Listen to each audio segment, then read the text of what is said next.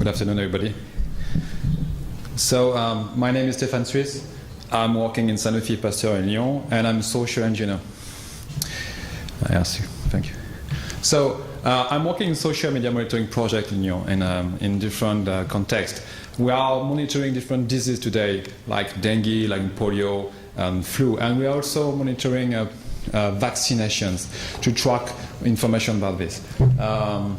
Data is a key, and this is a pyramid of the data where we are tracking, we are trying to extract some value of this data. And we can consider different levels with passive monitoring, active surveillance.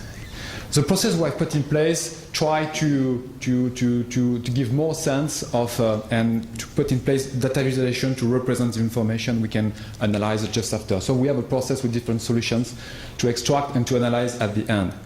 And we apply this process to Twitter, where Twitter is the main channel in the disease, when more than 50 content come from Twitter.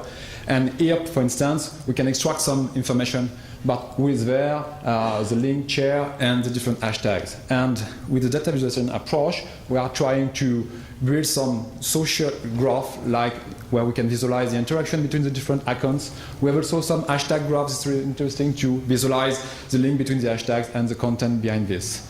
Social graph is a very powerful tool to modelize the interactions, the active interaction inside a social network.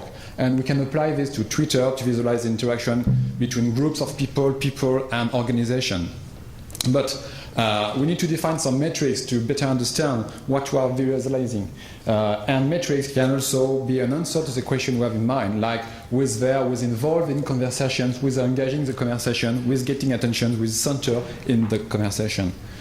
This is a small benchmark about Twitter and the different diseases we have in mind today. And dengue, we are going to focus on dengue. Dengue is a very hot topic for us, with around 60 to 7 tweets per day. Here you have a representation of the dengue activity over the Q2 in 2012, where at the center of the map you have all the people who have 5 tweets at least, without interaction with the people. And when we go on the periphery part of the graph, you see emerging clusters. The same map for the Q2 of this year, where we are, you see different clusters coming from the different Latin American countries, and in the center of these clusters you have the health minister, for instance, and we have also Singapore clusters here. The same, but for the hashtags representation. 2 hashtags have a link when they are quoted in the same tweet, okay? And we can learn a lot. 20% of the tweets related to dengue have hashtags. So we can learn a lot about the key markers used by people. Website is also very important to understand what are the most visible websites and what are the source of the content. And basically we have developed a solution to automatically map the website to a category. You have a snapshot of the solution. You see the share of voice, the different breakdown by country, again Indonesia and so on. And if you go in India, you see all the websites with the occurrence of site and all the article and the occurrence of each article inside Twitter. Well, first conclusion about dengue for us today, the activity is really concentrated inside clusters and localized. And in the center of these clusters, you have ministers and strong connections with press media. And we have a huge entire play public which fills the space with no relationship with experts or people.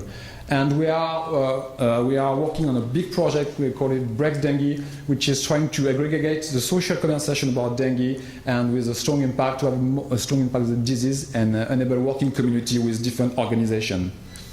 Another topic for us, which is really important, is the vaccinations and vaccination and immunizations. So we are exploring today the way we can perceive the vaccinations and perceive the sentiment analysis.